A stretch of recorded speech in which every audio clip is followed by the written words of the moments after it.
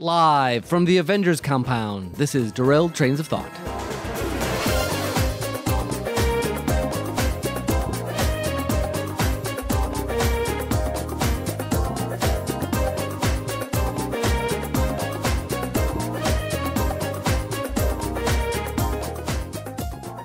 Wow, Tim. We've hit the big time. We're here. Yes, it is everything I might have imagined or seen. Although I'm very cautious. I don't want to push any wrong buttons around here. No, and There's a lot of tech that I feel like if I fall into it, bad things could happen. I'm kind of wondering at what time we arrived here. Well, everything seems to be intact, so that's a good sign. That is a good sign. Yeah. I'm just super excited if we can meet somebody. And I'm also very a little afraid about what we can talk about here. Well, yeah. There's certain things that are the ban may be lifted, but we could still get in a lot of trouble if we say the wrong thing. Yeah. We might find things here that no one else knows about. Ooh, that's a possibility. So yeah, like I see the Hulk, I need a signature though. That is true. That is true. Not Ant-Man so much. Poor Ant-Man. Give the guy a break. He's pretty awesome. Yes, he is. Anyways, Tim, hi. How are you doing today? I'm doing well. How are you? Pretty good, especially now that we're in this cool compound. Yeah, exactly. I want to go mess around. Well, no, that's a bad idea. We just got done talking about that. I know, but I can't help it. Welcome to all of you listening. We hope that you're also having a decent day. Though not as cool as ours. True. But this is Derailed Trains of Thoughts, where we talk about all manner of storytelling for the creator and the consumer. My name is Nick. And I am Tim. And we're here to usher you through discussions and frivolity. Discussions and frivolity. That's a great tagline. Yeah, we should add that. That'd be great. Yeah. I like it. That's all we've got. That was discussion frivolity. That's all we've got. Very promising. Yeah. All right, let's go into our story school.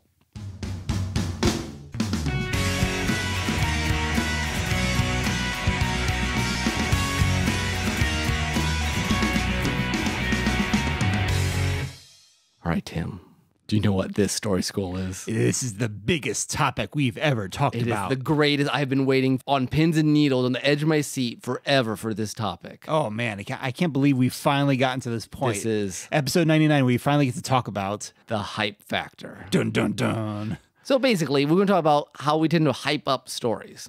There's certain stories that people are like, hey, I'll go see that. And there's other stories like, I must see that the moment comes out. We now want movies to see movies so badly that midnight has turned into 7 o'clock. The next day. Yeah. Or the previous day. The previous day. Say. Yeah. And, and it's a thing that the internet wants to create this not just a buzz, but they want people to be so hyped that I don't know if we talked on or off the podcast, how trailers even have deep dissection now and oh, yeah. Foreshadowings and misleadings and red herrings. We did talk about that last episode. A little bit. But yeah, it's a huge deal, or at least people make a huge deal out of it. And every big summer movie has to be a big life-changing event. It is. My life will not be complete until I see whatever the next Marvel movie is, or fill in the blank. Yeah. And it makes people who don't like those movies kind of mad. Yeah. They're like, guys, it's not that big of a deal. And everyone's like, but my life is not complete yet. And I think this extends to a number of, obviously we're going to be focusing on stories here, but it focuses to not just movies, but video games. You see a lot of this with some of the big ones, Smash Brothers. Every once in a while, people are like, how many days off work can I take for Smash Brothers? Or Kingdom Hearts 3. Yeah. I did actually take a day off for that one. So books, I get it. Sometimes, not as often, but Harry Potter used to was be big back in the day. My sister owned a bookstore at that point, and we had giant midnight release parties, and I dressed up as Sirius Black one time for this thing.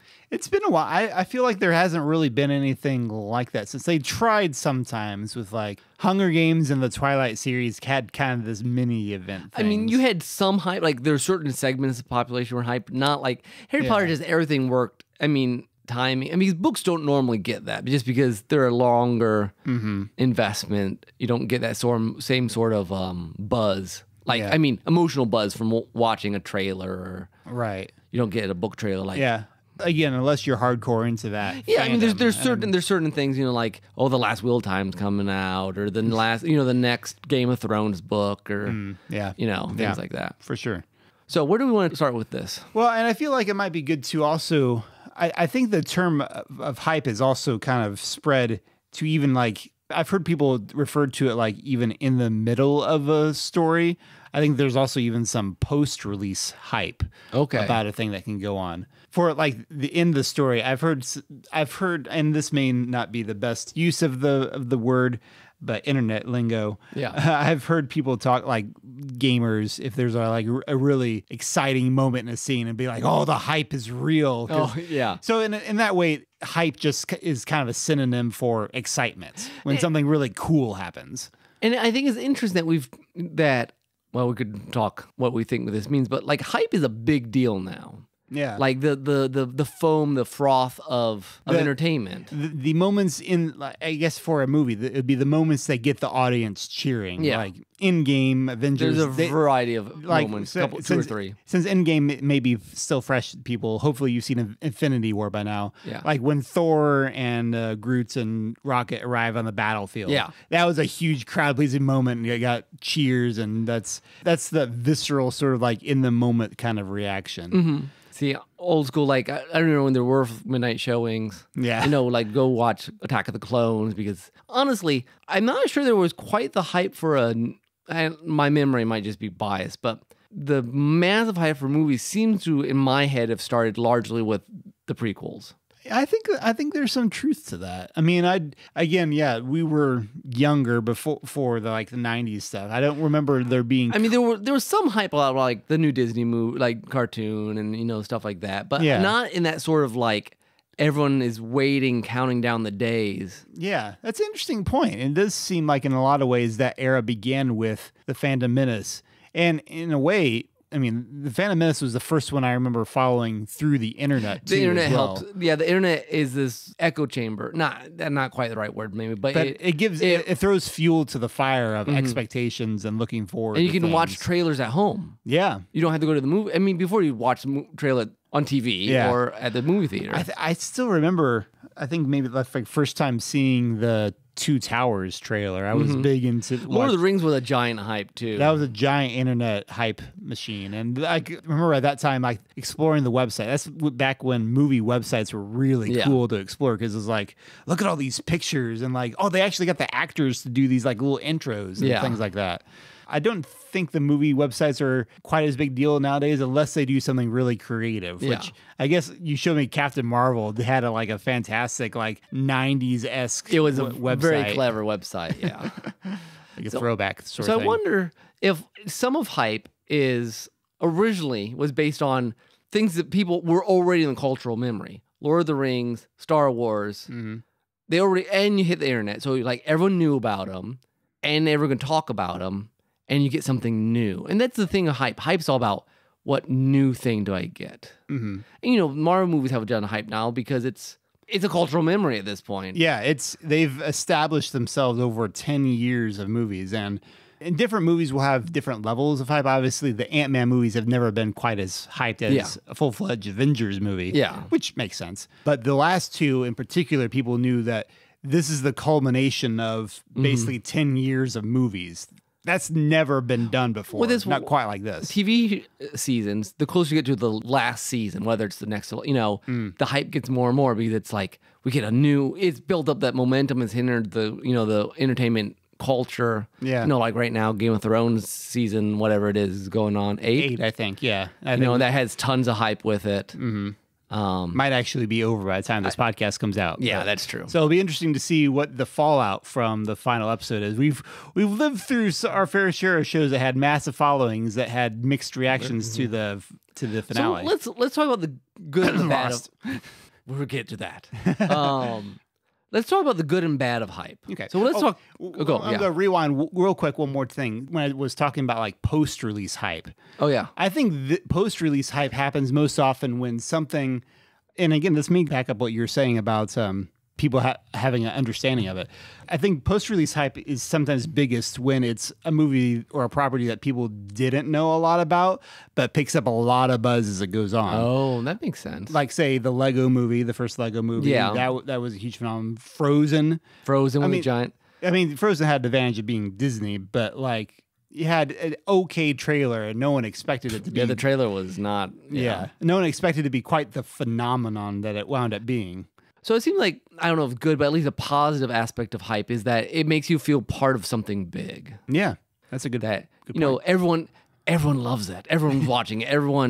I'm part of the great thing that is. It's a cultural moment, Yeah. a milestone. Like people later will be like, "Do you remember when you first saw this?" Mm-hmm. My family loves to ask my parents all the time about. So what was this like? What it was like when Star Wars first came out, or Indiana Jones? Because like we didn't see those in the theater when they first came out. Yeah. It's pretty clear to see how they revolutionized blockbuster filmmaking. Yeah. So it is fun to think someday I'll tell my kids about this long Marvel journey. The one problem with that is then that you kind of expect every movie to be this huge cultural milestone. And when it isn't, well, for one, you can't have everything be huge cultural milestones because that's just not law of averages. Yeah, exactly. And then if it's not everything you expect it to be, then it becomes a disappointment. Mm-hmm. And I think the other thing with hype is that the positive, or at least why we like, is because it brings us outside of boring life, do something exciting, something new, something bigger than epic. You know, how epic can it be? On a positive level, as opposed to like most of the time, if it's a big, world-changing event, it's usually some sort of tragedy. Yeah. I mean, that's kind of the nice thing about these big event stories, that like it's big and we feel like, oh, this changed how we thought about this, or this entered into the public lexicon at this point. Yeah. But it was a good thing, hopefully.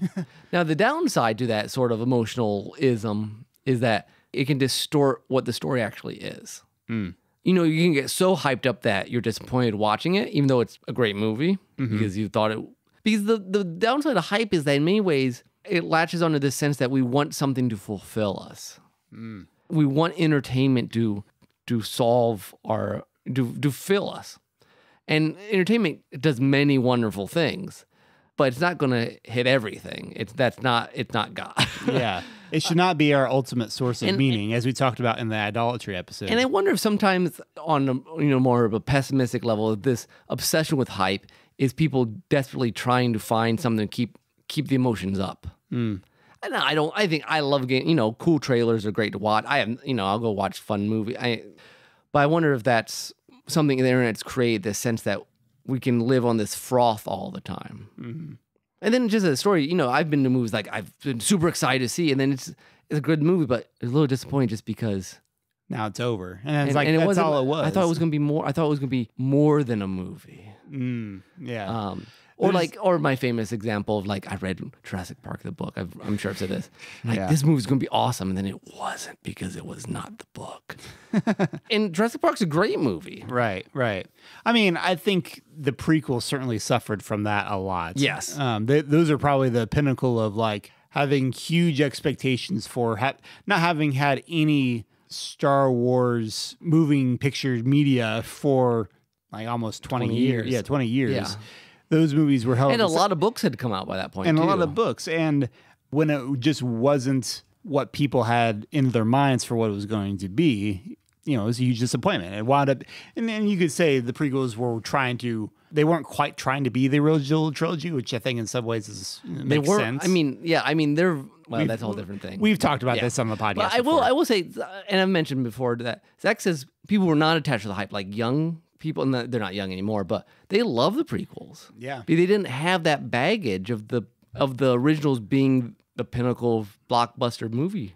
Yeah, and I found that honestly, sometimes, like you said, hype blinds us. It blinds us to what a story actually is sometimes, because you might think it's worse or it's better than it is. Exactly, because we come in because of hype. We often come with all these expectations about how the trailer is going to pan out, what it means. And I think about it this way, Final Fantasy 15 was originally going to be a tie-in with Final Fantasy 13. It was called Versus 13. Okay. And back then, it was actually being directed by the director of the Kingdom Hearts series, Tetsu Nomura. Okay. But Versus 13 wound up in some development hell, as they call it. It took a long time for anything to happen to it. And for various reasons, from what I understand, I think there was some Square Enix behind the scenes drama stuff, and they had to basically change out the engine. It was originally going to be on PS3, went to PS4. Eventually got given to another director and reformatted into 15. Well, the problem is that they had already done a lot of trailers about Versus 13. Oh, okay. And there are a lot of people online still that fell in love with what Versus 13 was supposed to be.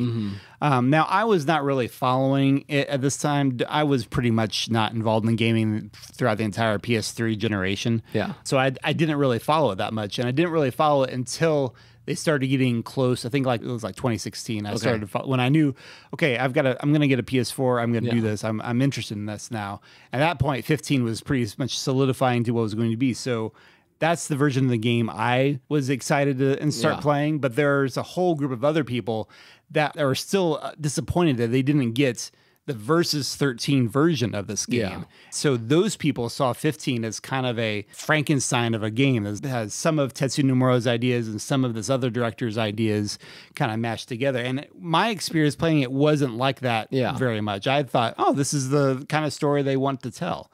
So I think there's a real danger, especially for creators who don't have a finished project, to unveil too much about their story too soon, because as you and I know, creative projects can change radically over the course of its development.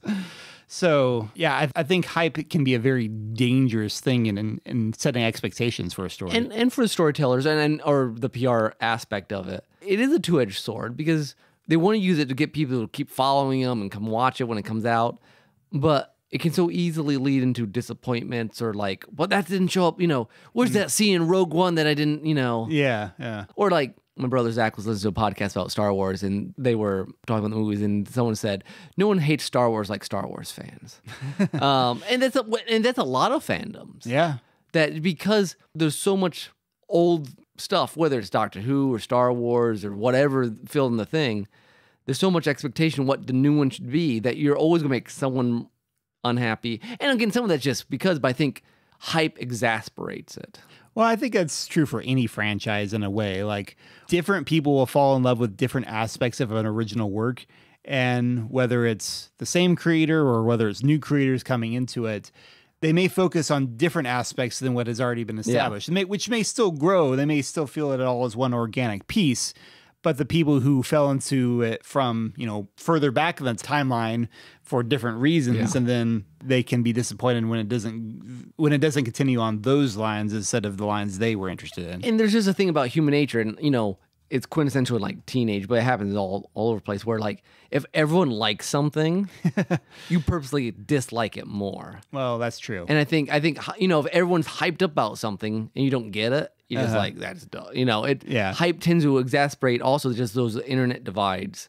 Yeah, because of that, because of human nature. Most people are just like, well, everyone loves it and I don't, therefore it must be even worse than it was. Yeah. And I think that's something we have to actively fight against. Yes. I was not a big fan of the Captain Marvel movie. Yeah. I felt like she was not a very interesting character. But your family, we liked it okay, yeah. Yeah, and you didn't have a problem with it. Now, I think the flaws you saw in the movie showed up more noticeably in her character in Endgame. Oh, you think so? Okay. Yeah. See, I didn't have too much of a problem with her in Endgame, which is interesting. I guess Natasha both agreed she seemed like she could have not been there and wouldn't even have mattered. Well, but see, I guess this may be off track, but since we haven't talked about this aspect of it yet, I think she was smart to use Captain Marvel in Endgame the way they did, because she was still there. She was still kind of the super powered. She's very OP compared to the rest of the Marvel cast, which I don't have a huge problem with because I'm a Superman fan. Yeah. But Endgame was really focused in on the characters that we knew really well. Oh, I agree. We didn't want her to do more. It was kind of fun for her to like, hey, I'm going to take care of this and just get beat up. Yeah. Yeah. No, I think they used her well. Just she didn't even have any. Anyway, it doesn't matter right now. But so Tim, what's something you've been like besides Kingdom Hearts 3? What do you think would be like quintessential hype for you? Oh man, Kingdom Hearts 3 was a big What one. was that quintessential hype? Because you were like waiting for years for that thing. Yeah. Hey, I think time also builds hype. Time is certainly a factor. The longer you're waiting for something. And Kingdom Hearts 3 was also a little agonizing. So my sister Danielle bought it in pre-order for Christmas for me, which was really nice of her, and I appreciate it. But the downside of that is that then it was out of my control when I would actually get it. Oh, like it was supposed to be delivered. She pre-ordered on Amazon. They guarantee like same day delivery, but you don't really know if it is or not. So I like actually came home from my lunch break. I knew around the times when like the mail delivery truck, and I was like looking at my windows, like, okay, where is it? Where is it? Yeah. And then I was like, oh, he's coming to my house. He's coming to my house. And then I was like, that's hilarious. And I was like a kid looking for the package. Is it there? It's there. It's like, and holding it in my hands. It's real. It's a thing. Yes, it's not just this long legend. And then it was one of the most surreal things to actually, start playing it. And like when the title screen came up, I actually just sat there listening to the music for a while, and then even after finishing, I was like, I can't believe I now live in a world when I've actually beaten Kingdom Hearts 3. I mean, that's the kind of like what long-term hype can do to you. Yeah. Which, I mean, and it's fun in a way, but there was a lot of really unnecessary stress in some other ways. It's like, why exactly do we do that? Or like, what young people are like, that movie was awesome. They say it like after every movie.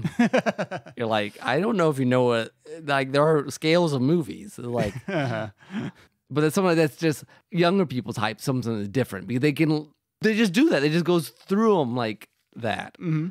But I mean, it is interesting though. I was noticing even by myself after Endgame was done, I was like, okay. Yeah, I mean, that day I was kind of flushed with it. It's like, man, that was quite a journey. Cinematic feats.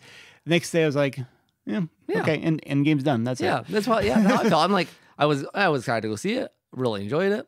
Okay, and then you just move on with your life. Yeah. It's kind of interesting the rise and fall of hype in some ways.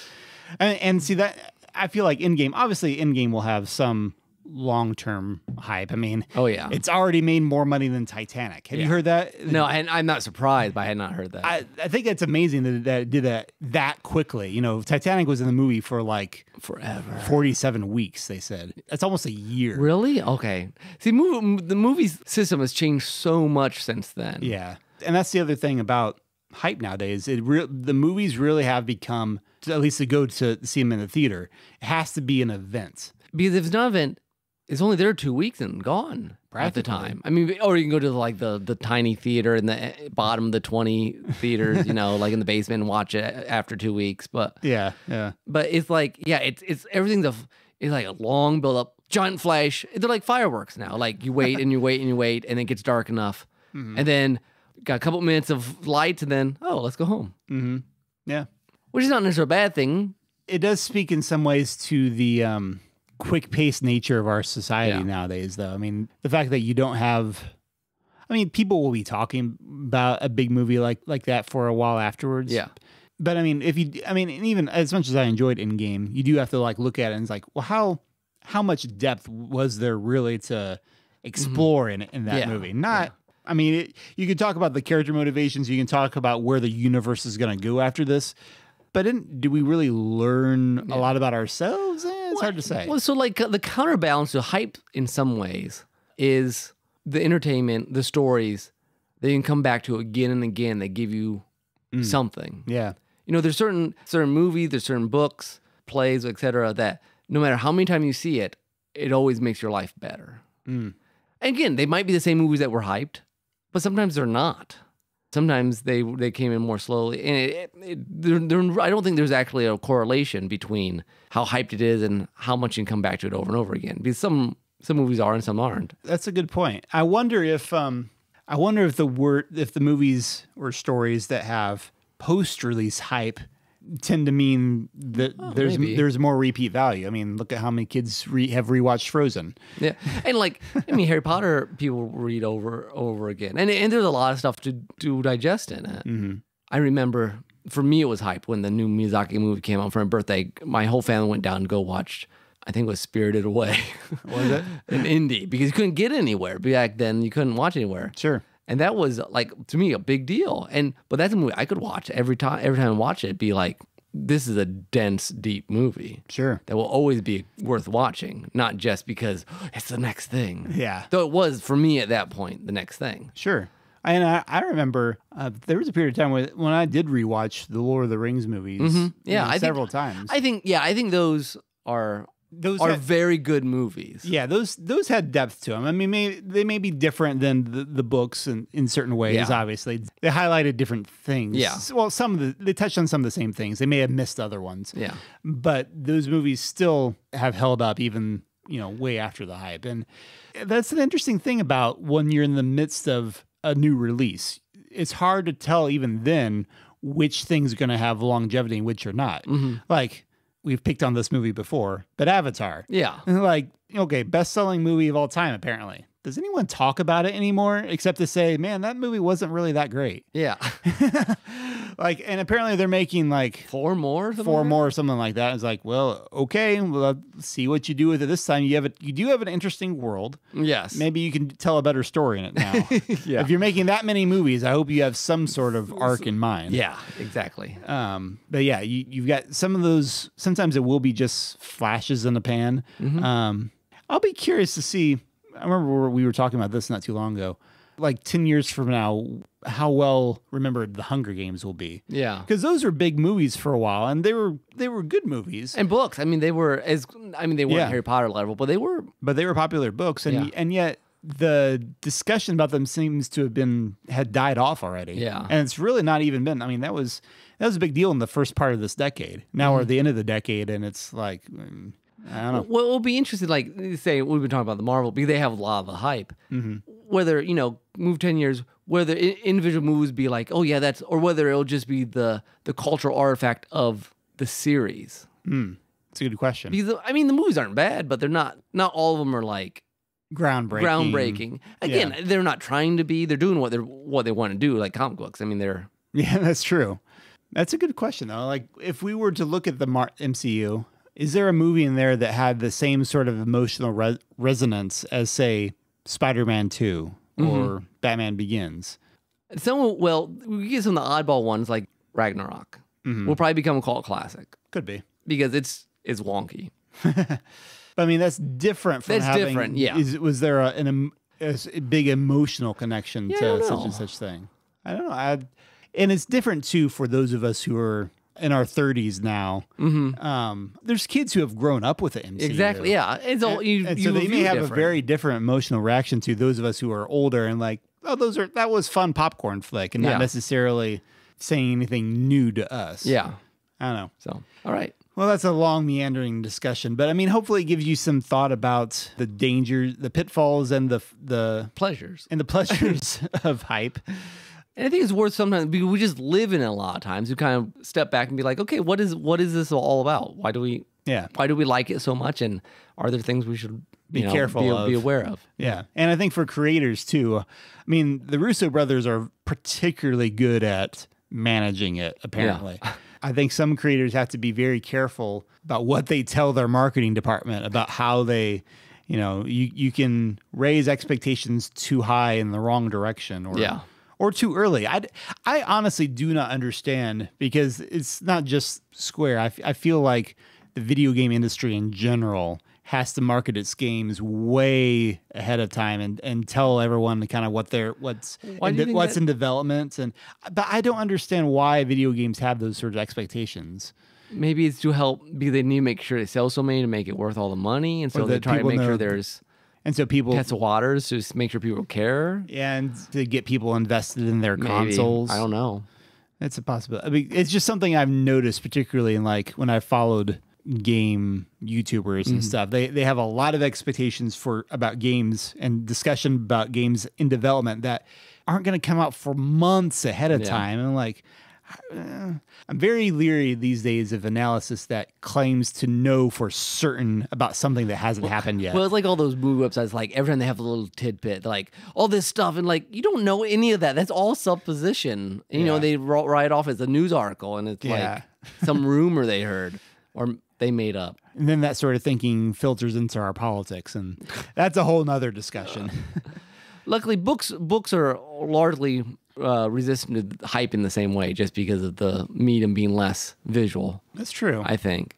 I mean, there's some, but you have your book clubs or your certain series, but it's much more normalized because the internet still makes it bigger inside little groups, but it's not as culturally pervasive. Yeah, the focus is a lot more on the actual the basics of story, plots. Yeah, like what's going to happen. Yeah, exactly. You know, like video games will be also looking at graphics and game styles and controls and yeah, how, you know, the feels. Yeah, exactly. So, all right. Well, let's go ahead to our soundtrack.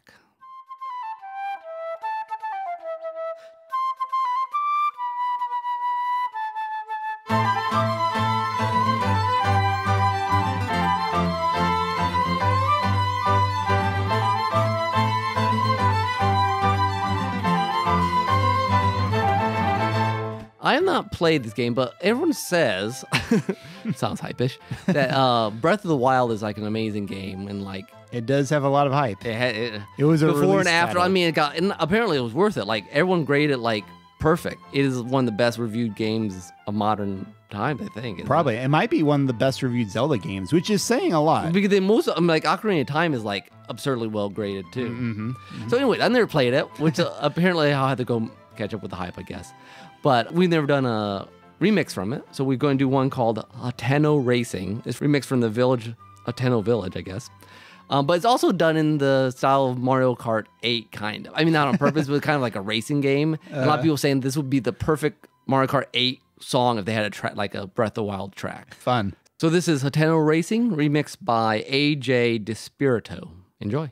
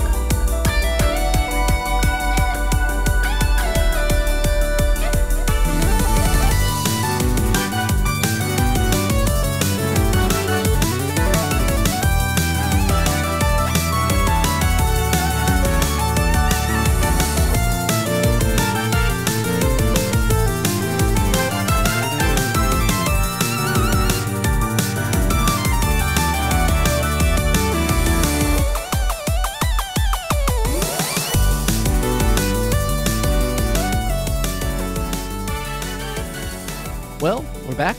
Hopefully you're hyped. Yes. I'm so hyped, Nick. My blade is unbending. I don't. That's Octopath. Anyways. Sunday. In a world where Link races a Mario Kart, which actually I guess he does. He does, yeah. No, he's kind of great. Yeah, I like using Link. Anyways, it's been a while, so it's time for a project update.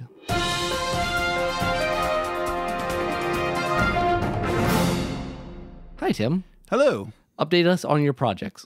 I edit a podcast. You do. You have there's an important thing coming up soon for the podcast, isn't there? There is. What episode is this, Nick? 99. This is episode 99. You know what that means? We've done 99 episodes. I gotta start using 3 digits until pretty soon. You know, actually, ever since the very beginning, I've always titled the files I give you "Derailed Trains." I've had a 3-digit thing. 001, 002. Yeah, all the way up to we're coming up finally. I knew so what you're saying is that after this episode, we only have 900 more till we have to redo the numbering system. Yes. Okay. Yes, episode 100 is coming up fast, guys. Can you believe it? Now, I don't know. The podcast always takes us by surprise. Yeah, we're a good place now. Who knows next time? Yeah. We have ideas. We have some big ideas for the podcast. That doesn't mean they will all happen. Yeah. And I will even say, this is just such a huge event, Nick. Our 100th episode. It may be late next time. It may be because right now the 100th episode is scheduled to come out in June. I won't promise it will be on time in June. It is, and June is a busy month for the podcast to get us, anyways. So. This is true. This is true. So it might be hyped or might be disappointing based on your hype. That's true. Based on what we just talked about, maybe we shouldn't raise people's expectations too much. It would be or the maybe best we should. Episode of any podcast ever. The best thing you've ever heard. It'll be starring many guest stars like Roman Mars. No, it won't. Sorry. No. Hopefully they know who Roman Mars is. They won't. No. No, we won't have Roman Mars. We'll just have Orlando Bloom. Yeah. And Johnny Depp. And no, we won't. And various other people. J. Michael Straczynski will thank us for doing the weekly hijack. And, yes, that'd be great. The 100th will actually just be one word out of every weekly hijack. No. That will make a very poetic and meaningful phrase for your life. Oh, dear. That'd be way too much editing. Yes, for no good reason. No. So I did watch a Strong Bad email at the 100th where he took one word out of every email to make a song. True. I'm like, I can't even imagine the time that took. Yeah. I can imagine it, I guess, technically, but it's hyperbole. I don't want to think about it. Yes. So anyway, that's something you can be looking forward to. That's for the time being. That will be my only creative project today. That and the weekly. He has something we would need to bug him about, but that will show up later. I do, but yes, that hopefully I hope they have some more actual news about other things that I've talked about in the past later on this year. From episode 1, even, isn't it? Maybe. Yes. That never happened to me. Hey, I'm excited. I am now beta reading the last of 3 parts of book 3 of Stern and Fred. This is Stern and Fred book 3, which I think was actually mentioned in episode 1. Stern and Fred is actually near completion. You've got a complete draft. I have a complete multiple. It's been edited a couple of times. This draft, not like it's still a wretched mix. And so that's been my project updates. Largely, I've been trying to hammer out close to last draft. Tim's been beta editing, showing me where things need changed. It's coming together. I think it's a good book. It's like all Stern and Fred. It's a strange beast. It is, but I honestly believe it is the strongest of the Stern and Fred books. It is. No, I agree with you there. It's the most. It's by far the biggest. but it took all the stuff that I was trying to do in the earlier books and made it work. Yeah, it's actually probably the most. I don't know if cohesive is the right word or not, but I would say it's successful in what you're trying to do in some ways. Yeah. There's definitely good things about the first one. There's some beautiful writing in the first book especially. And the second book is also some interesting ideas, but it's not going to be anyone's favorite. Well, everyone's favorite. I'll put it that way. It might be my favorite, but anyway, no, 3 is my favorite now. Okay. But 2 has some good things too. But it's a weird thing. It's probably the most experimental in some ways. Yeah, but this one pulls a lot of it gets a lot of stuff done. Pulls a lot of stuff that was kind of hanging there together. And in some ways, it's kind of the best in some ways of books 1 and 2. Yeah. It's got some of the mental explorations of book 2 with the more of plot momentum like book 1. Book 1. Book 1, yeah, exactly. I mean, they're it's kind of a combination of those things. So again, I think I've mentioned here before, I feel like Stern and Fred have been largely my cutting teeth sort of. I mean, not that all the stuff written has been good, I think, but this is where I don't know. I've tried things that are maybe a little stranger than say Snort Snort's strange, but. Anyway, so that's what I've been working on, and it's very nice. Snort is strange in a much different kind of way. Yeah, it's purposely strange. Right. As bizarre as some of the stories in A Girl Called Snort are, they're like Alice in Wonderland sort of stories, and the format is very understandable. Yeah. The format of Strin and Fred is a little bit more unorthodox, I would say. Yeah. At least in terms of people picking up thinking they're just getting a fantasy story. Yeah, it's a Nicky in the story. Yeah. One version of them. Highly influenced by Wheel of Time and Dostoevsky. Probably, yeah. Those are together. Those two smashed together with maybe a little hints of Final Fantasy in there. Yeah, that's true. So that's what I've been working on mainly. I guess that's about it. Yeah. Be on the lookout for someday, like hopefully before episode 200, we'll have them all out, and book 4 will be something. Any progress on Zorzum? No, I have not touched base with. You have a publisher. You have a publisher that's interested in doing Zorzum, but she's been. She had a personal like giant problem that went off, but I haven't. Most of that's done now, and I really should just go. I just don't even think about it half the time, honestly. Because you're too busy with your other projects. Yeah, and I need to get. It was almost done, ready to be published, I think, before everything went down. I need to go contact her, but that's a whole different issue. In case you've wondered, I feel like we should just touch on this because we haven't talked about Children of the Wells in a long time. Yeah. We've kind of put that on the shelf for a little bit, if you haven't noticed. So we can get, because me and Tim and Nathan, and we all have other projects that need to get done that were more important to us personally. Yeah. Like Certain Fred's almost does, Nathan's got a sequel. So yeah, and like I really need to get Snort out, and I would love to get Buckethead out in some manner. Yeah. We love the collaborative process, but that particular project was just taking a little bit too much time from other things that it'll probably at some point it'll be like, okay, let's do this again, and we'll hammer it out. Yeah. I can see that happening. Yeah, so, I can see that. Anyway, after that brief project update, we'll do It Came from the Intrawebs.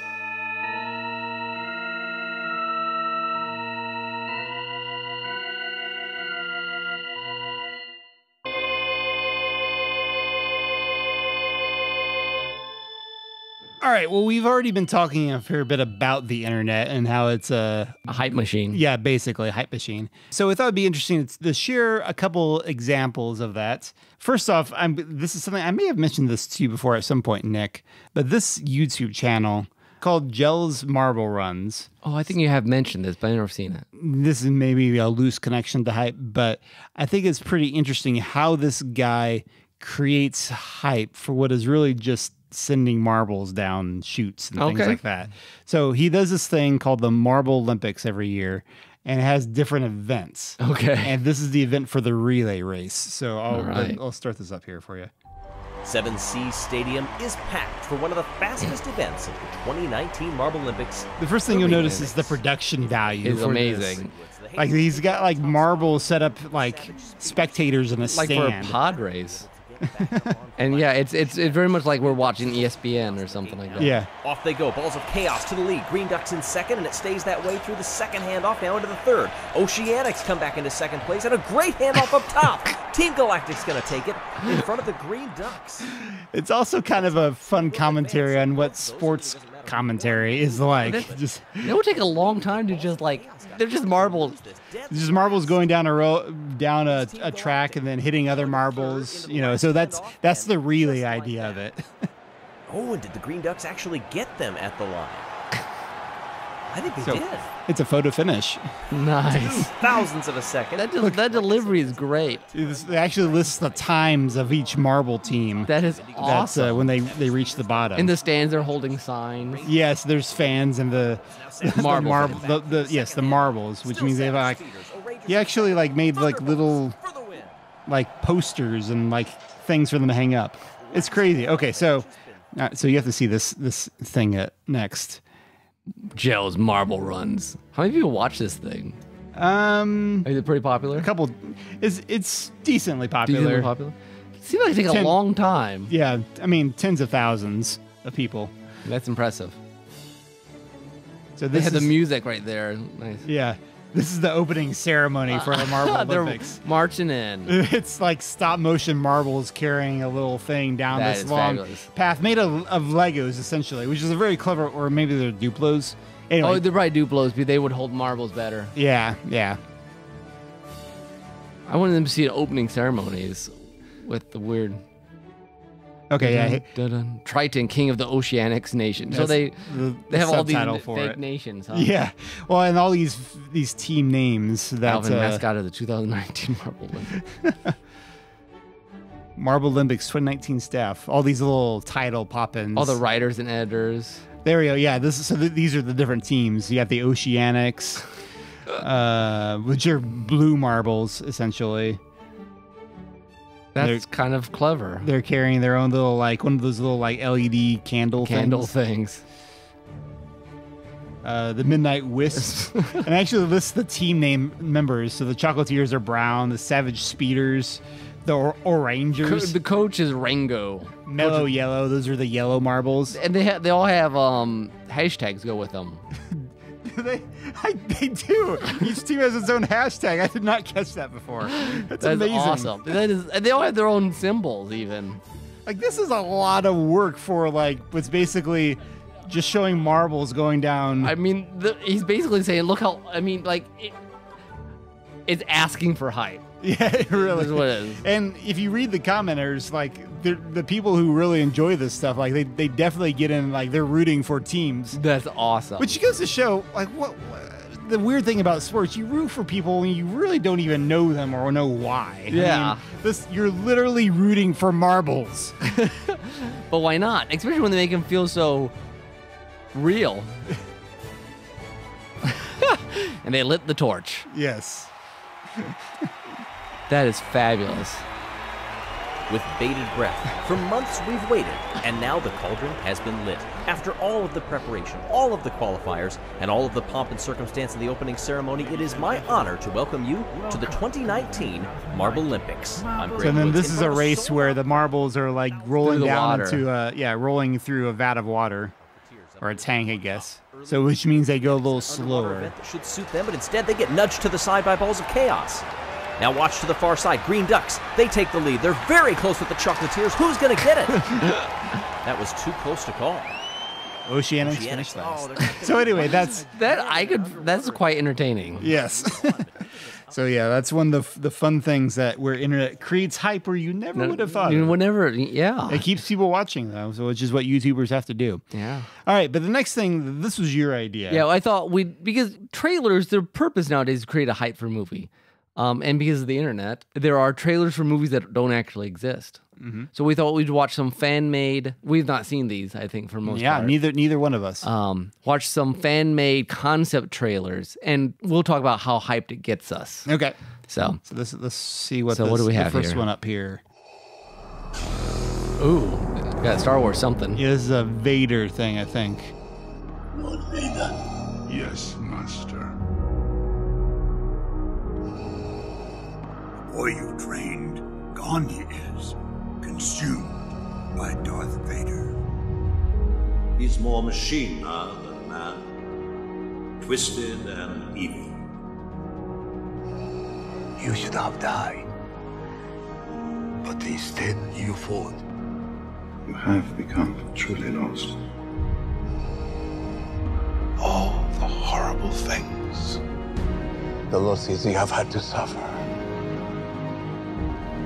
A man can run out of things to live for. Your entire life has brought you to this moment. And I can't figure out if it's Kenobi or Darth Vader at this point. Or both? Anakin Skywalker was weak. I destroyed him. Actually, this is pretty good. Like, I'm kind of excited. I've already seen most of this. I'm intrigued. Hunt down and destroy the Jedi Knights. I need the ending to show me something. Do what must be done, Lord Vader.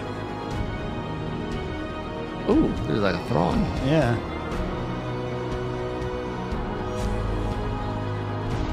Do not hesitate. The music is very nice for this. Like, Yeah. it's like epic but tragic. The problem I'm having with it is that Of the dark side. I don't actually really. This trailer isn't really telling me anything what the story is about. Yeah, I mean that's the problem. Is I braver than most.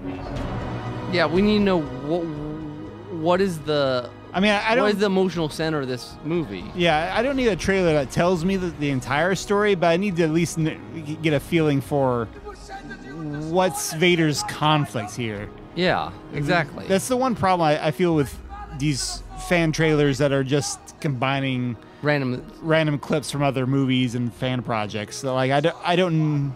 It's not an actual.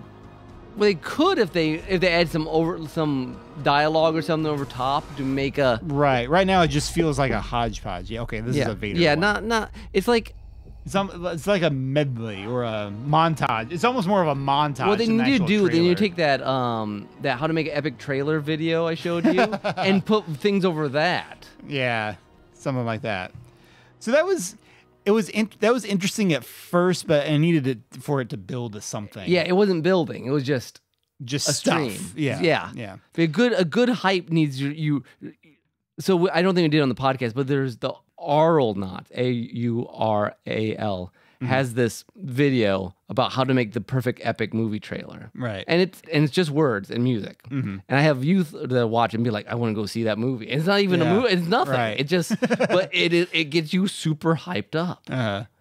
Well, and that actually makes me think this trailer, in some ways, what we were just talking about, kind of makes me think of the recent The Rise of Skywalker trailer. Oh, okay. Because, that was also kind of like, there's some interesting things going on there, but at the same time, really wasn't anything new. No. It's a catch-22, because, like, on the plus side, you don't know what to expect, but on the other side, you want to expect something. Yeah, and right now it's like, well, I know these characters are going to be in the movie. That was the first trailers nowadays do that. They're just like, That's hey, true. it exists. Remember it. Yeah. Put it on your calendar. Yeah, and sometimes that is enough for people to get hyped. Like that's hopefully the next trailer will have some sort of plot. Yeah, something. Again, I don't want the trailer to tell me the entire plot, but something would be good. All right, so this is the Kenobi one, I think. Where are you? Obi-Wan. I can feel his presence. Kenobi. Okay, I'm enjoying the overlay. There's a thing that swallows you. Obi-Wan. I've loved you always. I always will. It holds you together while it's tearing you apart. I love you. And it's terrifying. But I'll stay as long as it takes. Forever. To witness the end. See, he has more of that emotional center to this one. What will you do when they catch you? What will you do if they break you? And you must realize with his power, this is a very dangerous place for him to be.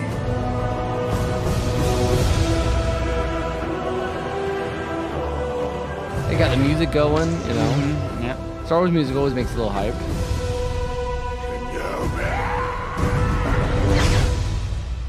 Yeah, the problem in the middle is just a little too chaotic. Yeah, it got a little too much. But I mean, the setup was, that one actually had an interesting setup. Like the Vader one, it was interesting at first, but I'm waiting for you to tell me what is Vader struggling with. Vader doesn't struggle, but this one was like, this is Kenobi basically in exile, in waiting. So so we got, this is interesting, Kenobi. There's obviously this plot there. The middle was a little chaotic. Yeah, but it was a better sense, I might go see that. Yeah, exactly. I like the hype for that one. I like the Kenobi trailer, and it was a mix of like original stuff and Rogue One stuff, and Rogue One stuff and other projects. So it was added some variety to it. Yeah. All right. So what do we have here? This is our Wheel of Time one. Okay. The wheel of time turns, and ages come and pass, leaving memories that become legend. Legend fades to myth, and even myth is long forgotten when the age that gave it birth comes again. In one age, an age yet to come, an age long past, a wind rose in the mountains of mist. Oh man, it's just... The wind was not the beginning. There are neither beginnings nor endings to the turning of the wheel of time. But it was a beginning.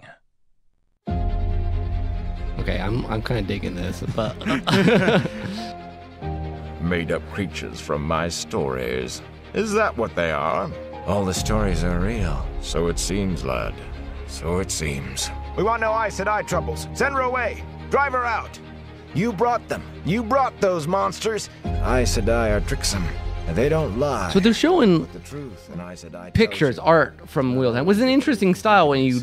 Yeah, this is more of a book trailer. I realized. I thought it might be an actual like fan-made movie trailer. I mean, it's an interesting book trailer. Well, I think they're trying to put those in place of the TV. Because you got all these are quotes from the book, and I think they're trying to be like, if we had film, here's what it would look like. Yeah, no, I was just kind of hoping to actually see. I thought it might actually have people in cosplay. Yeah, or I was something. hoping so too. Though I'm digging all the quotes a lot. 2 rivers with a heron-marked sword. No eye can see the pattern until it is woven. The wheel weaves as the wheel wills. It does feel like they have a very limited cast here, though. 'Cause some of the voices sound very similar. I will hate the man you choose because he is not me, and love him if he makes you smile. The Dark One stirs in Sheol Ghul, and the future is balanced on the point of a pin. I will keep hope until I know it is gone. Baal Zaman will give rewards beyond mortal dreaming for the one who brings you to Sheol Ghul. What difference if you serve the great Lord of the Dark alive or dead? I refuse to believe the Dark One can win so easily. The fact that the price must be paid is proof that it is worth paying. Death is lighter than a feather, duty heavier than a mountain. I am tired of running. I will run no more. You know how much is at stake. I must have those young men. I will never serve you. See, I think it's just a tad long. Like, the quotes I was really dealing. You will destroy yourself. You cannot wield it so. Not yet. Not until I teach you. The light blinds you, Baal Zaman. This has to end. The prophecies will be fulfilled. And for me, like, Dragon is reborn. There's no context for any of this. Like, it's like a lot of like lines and people. Yeah, and again, like if you know it, like some of those things, like I was pretty excited about because I like some lines, but there's just too many lines. Like I think for hype, less is more in many ways. Yeah, I think you want to get just enough to get people super excited about it, but like that one, just it like. Again, it's fan made. They're trying to get everything I love about the series in, as opposed to just enough to get your. Yeah, and it's a long series, so. Yeah, I mean, there were some really good quotes. Like the intro was my favorite because that's how all the books open. Anyways, I like that, but yeah, it went a little. It's tricky. I mean, I made a book trailer for Children of the Wells a while back, and it is tricky to find just the right lines that convey something about a character, but and also hook the viewer who doesn't probably know played anything better about for it. me than you because I knew the context of all the lines. Yeah, which kind of a problem if you're trying to get new people watching it. People yeah, interested. That's true. All right, let's see what we have now. Oh, this is a trailer for a game that will probably never happen. This is a trailer for Chrono Break. There's Magus. A look at what a Chrono Trigger sequel might look like. Yep, or third one in a trilogy, technically. I like the style. It's very old school Chrono Trigger. Yep. It's like the modern way of doing like 16-bit graphic style while actually being better definition than 16-bit graphics. What I'm fascinated by that Magus is your main character. Oh, is that the idea? I think so. And honestly, that scene right there is awesome. He's like, this bad guy just split time in two, it looks like. I think this is Chrono Break.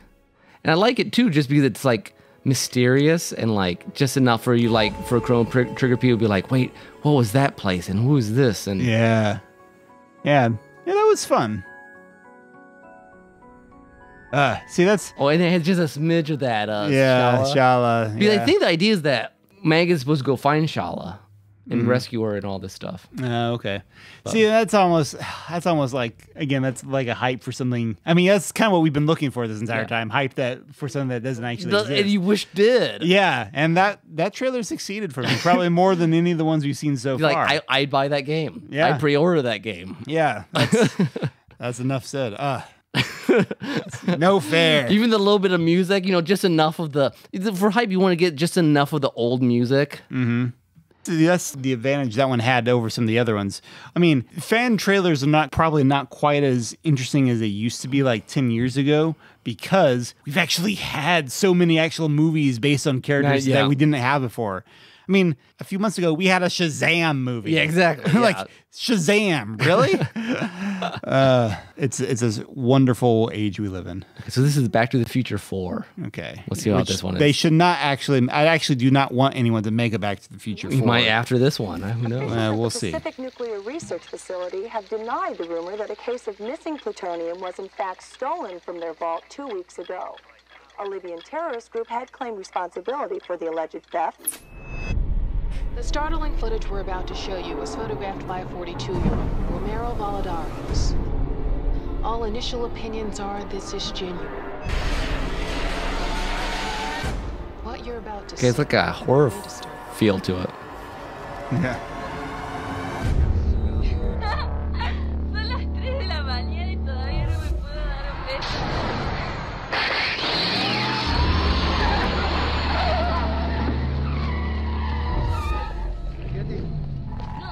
What in the world?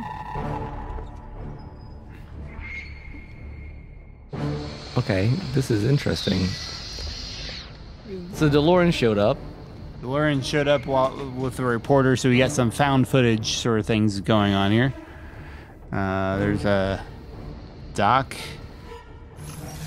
Doc? Yeah. Great Scott! Did they actually get Christopher Lloyd to do this? I don't know. What year is this? Great Scott! I think they did. What? This is a pretty slick one.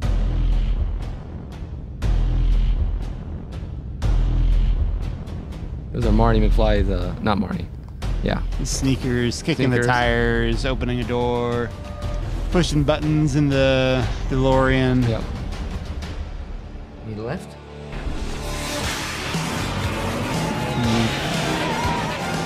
DeLorean going through some city streets. And the future. Okay. Mixed feelings about it.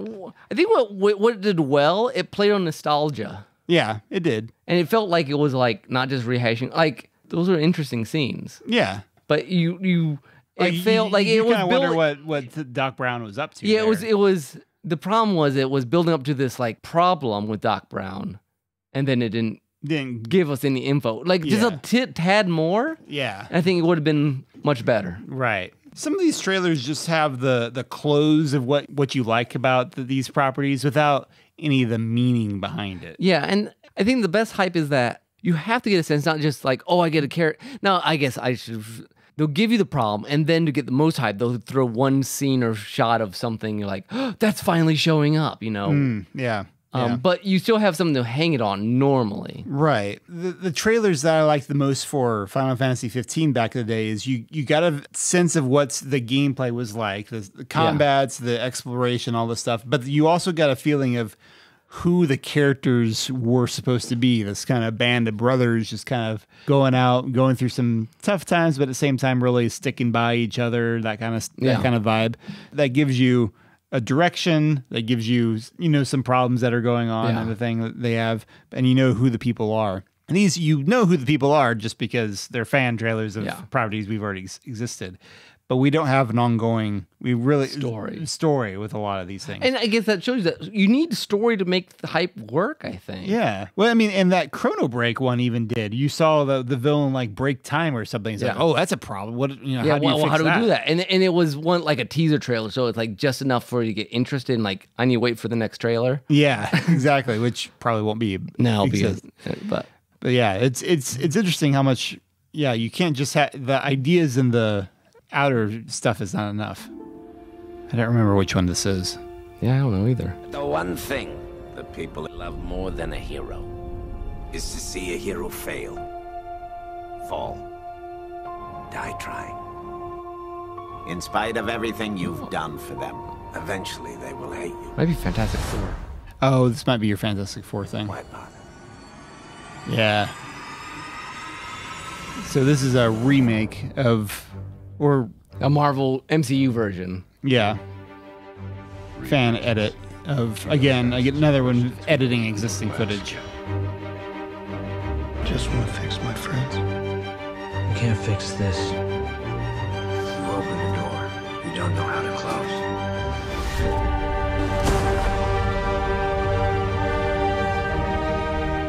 or have survived. All exhibit unique physical conditions. I mean, even if it's a movie that already exists, I'm kind of excited about it. They basically just re-edited the last Fantastic Four movie with Marvel stuff. But like MCU stuff, you mean? Yeah. But I would take it. I've been wanting a good Fantastic Four movie since who knows when. You're not a man. You're nothing more than a maniac. You know, this one does well too. A sense of danger. Yeah, that's true. Oh, whoa! That was a new shot. It was a Skrull Captain America. Be ready for what's coming. What is coming? Oh, nice. Nice okay. Galacticus. Okay, that was cool. And nice title screen right there. The one downside is I don't believe all that stuff would be in the same movie. No, that was too many things. It was a lot of stuff. Too many Avengers for what's supposed to be a Fantastic Four standalone, essentially. But I think that one worked. It had danger. Again, they just used old trailer music, but I'll take it. And the Galactus. You know, you want that final shot that's like, yeah. Oh, we gotta go see. Yeah. So not too bad. I mean, like it could have been trimmed in the middle a little bit. Yeah, probably. Anyway, that was fun. So I guess we need to make our own sometime. We'll do it even better. We've tried to do fan trailers in the past. It's hard. Yeah, it's tricky, especially since we were trying to do trailers of something that didn't exist yet. Well, yeah. We should do something for maybe episode 100. Oh, that'd be good. But again, it might be tricky until we actually, we have no idea what's going to happen in episode 100. We have ideas, but the podcast does weird things sometimes. Podcast does do weird things a lot of times. By the way, that reminds me. So when I got to your house again today, there's now like a whole pile of these brown stuffed animals on your front porch. I don't know what's going on. That is very weird. So weird. No, someone stalking me or something. I don't know. I'm a little concerned about you don't who leaves a whole pile of these weird brown plushies. There's something I don't know. It's a little. I've asked the neighbors. They haven't seen anything. Weird. Yeah, I don't know. It's very strange. Anyway, but hopefully you enjoyed this episode on Hype. Hope you are getting as excited as we are about episode 100. Episode 100. We are excited. Yeah, I'm excited. And we're getting into Hype season right now. Well, summer blockbuster season. I mean, I guess it's over now with Endgame. Yeah, I mean, what else is there to look forward to? Exactly. Spider-Man. Life is over. No, Spider-Man, exactly. So, while you guys are doing whatever boring thing you're doing, we're going to go hang around with some Avengers. I think Rocket just got back. Oh, sweet. I'm not sure I want to interact with him or just watch him from a distance. Yeah, as long as I need a thicker skin. Yeah, exactly. But before we go, if you're not subscribed to us, this is the perfect time to do that on iTunes or Apple Podcasts, if that's what the kids are calling it nowadays, or Stitcher, if you prefer. Wherever you find your podcasts. And you can leave us a comment. Let us know at derailedtrainsofthought.blogspot.com. Leave us a comment. Let us know what you would like to see in episode 100. Dun, dun, dun. And maybe the podcast will accommodate you. Never know. For my soundtrack today, I decided to go with something from Pokemon. Because Pokemon's not very important. It's got a movie coming up here pretty soon. Detective Pikachu. My son is super hyped for that. I imagine so. And this is a remix from Pokemon Red version. It's called Crescendo to Chaos. Oh, that's a nice name. I thought that's a good hype name. It's like it involves some battle music. Very cinematic sounding. I mean, the remix itself is actually very cinematic, and it is remixed by Chernobog. Chernobog? Sure. He spells it a little differently, so. Both. Yeah. Hope you enjoy it. Until next time, this is Tim. This is Nick. Bye-bye.